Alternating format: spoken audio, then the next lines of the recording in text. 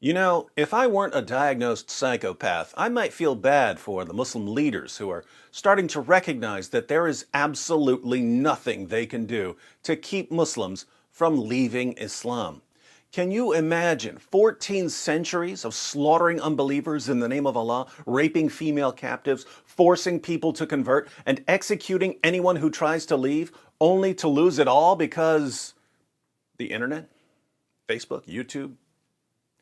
While Muslims are still running around thumping their chests and screaming, Islam is the fastest growing religion in the world, Muslim leaders are getting call after call after call. My son just said he's no longer a Muslim. My daughter just said she doesn't want to wear the hijab.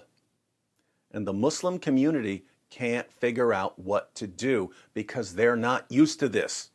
For 14 centuries, they would deal with apostasy through violence and intimidation. Now they can't, and there's no plan B in Islam. Bilal Phillips warns the Muslim community of Canada that they're in trouble. The Muslim community here, in a minority circumstance, is a high-risk community. He admits that in a Muslim country, the situation is different because of the cultural pressure to conform. Back home in our countries, where people grow up practicing Islam as a culture, as tradition, everybody conforms because of the pressure of the community, the relatives, etc. The result is that it's rare for people to announce their apostasy in Muslim countries. It is rare that you would find back home a young man or a young woman addressing their parents, their family, and telling them, I don't believe in Allah. But things are different in the West, even for Muslim parents who are raising their children to be devout Muslims. While I was in Doha, Qatar, one sister called me from here, from a religious practicing family, Islamically active. She said, my son memorized the Quran at the age of 10.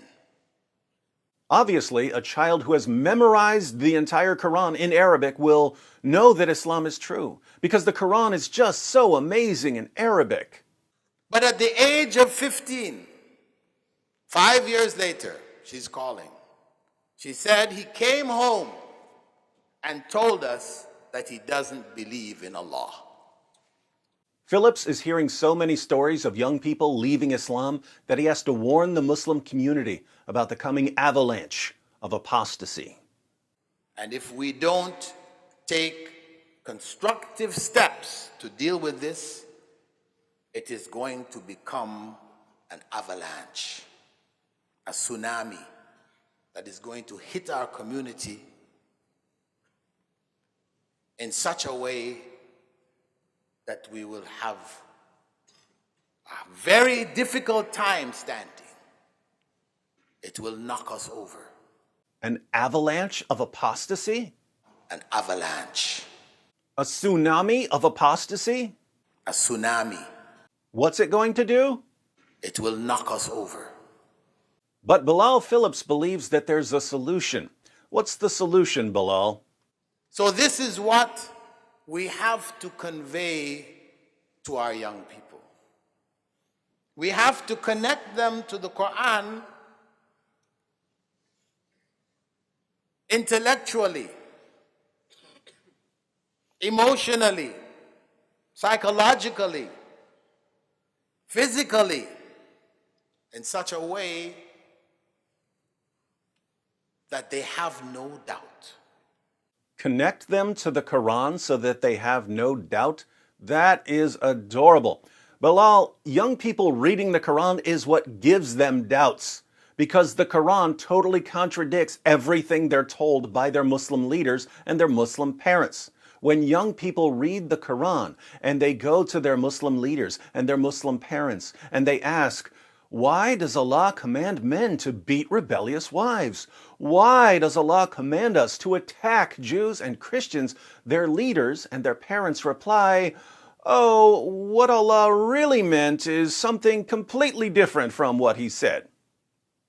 And this doesn't remove doubts, it increases doubts, because the young Muslims are being told that Allah is a horrible communicator who can't say what He means.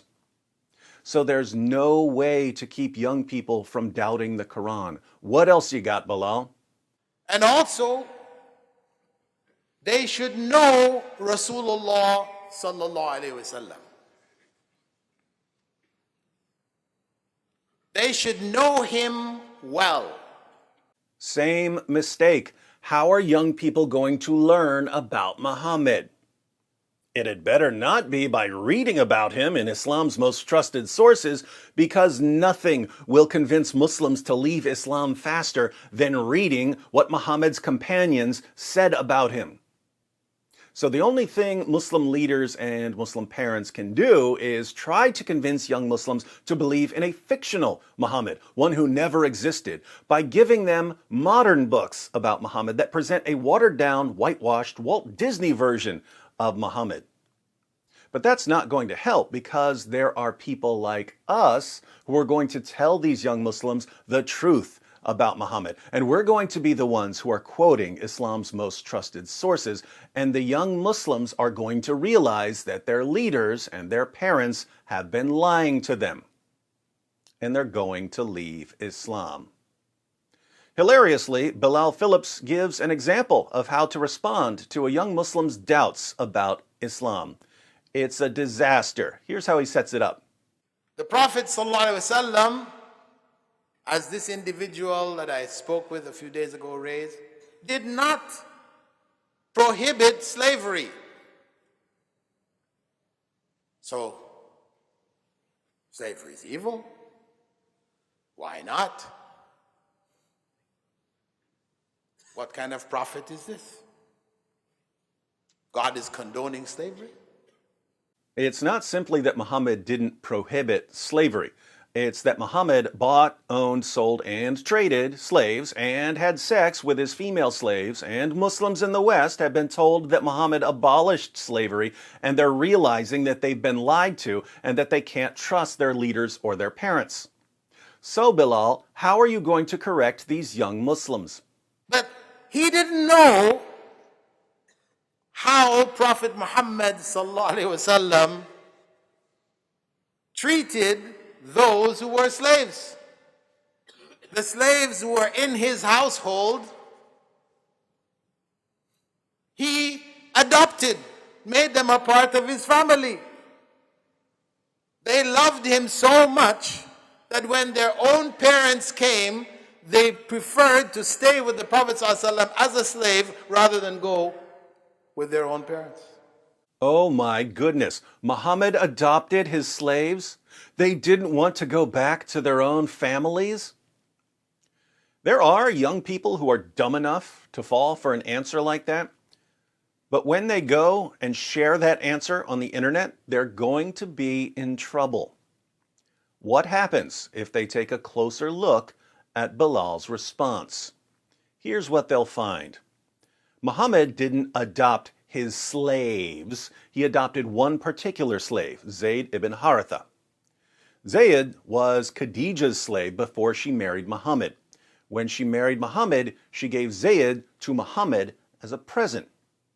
Zayd's parents eventually came looking for him because he'd been kidnapped, and Zayd said that he was going to stay with Muhammad. Muhammad was so impressed that he adopted Zayd, and Zayd was then called Zayd, son of Muhammad. This was before Muhammad declared himself to be a prophet. After Muhammad declared himself to be a prophet, things began to change. One day, Muhammad saw Zayed's wife, Zainab, practically naked, and he walked away praising God. Zayed found out about it and divorced Zainab so that his prophet and adopted father could have her. Muhammad married Zainab, but this caused an uproar in the community because marrying the wife of your own adopted son was frowned upon by everyone. Allah really doesn't like people criticizing Muhammad, so Allah abolished adoption. There's no more adoption in Islam. Zayed was later sent on a raiding expedition and was killed. Notice, Bilal was very selective in the information he presented, and he pretended deceptively that Muhammad adopted all of his slaves, when Muhammad abolished adoption in order to justify taking the wife of the one slave he actually adopted. Muhammad's other slaves, and he had many, were simply slaves. And again, Muhammad had sex with his female slaves. Bilal Phillips, like every other Muslim leader, wants young Muslims to accept his answer without digging deeper. Is this approach going to stop the avalanche of apostasy? Is it going to stop the tsunami of apostasy? No. Bilal's response here is a perfect example of why the Muslim community is facing an avalanche of apostasy. In the Muslim world, Muslim leaders rely on violence, intimidation, and deception to keep young Muslims from questioning Islam. In the West, Muslim leaders rely primarily on deception. But that deception can only carry Islam so far. Young Muslims are being challenged to defend what they're saying, and when they try to defend it, they find out that it's simply not true. So they're leaving Islam. What's the solution, according to Bilal Phillips? More deception, more misinformation, more carefully edited stories that cover up what really happened. Good luck with that, Bilal. You keep lying to young people, and I'll keep seeing them on YouTube.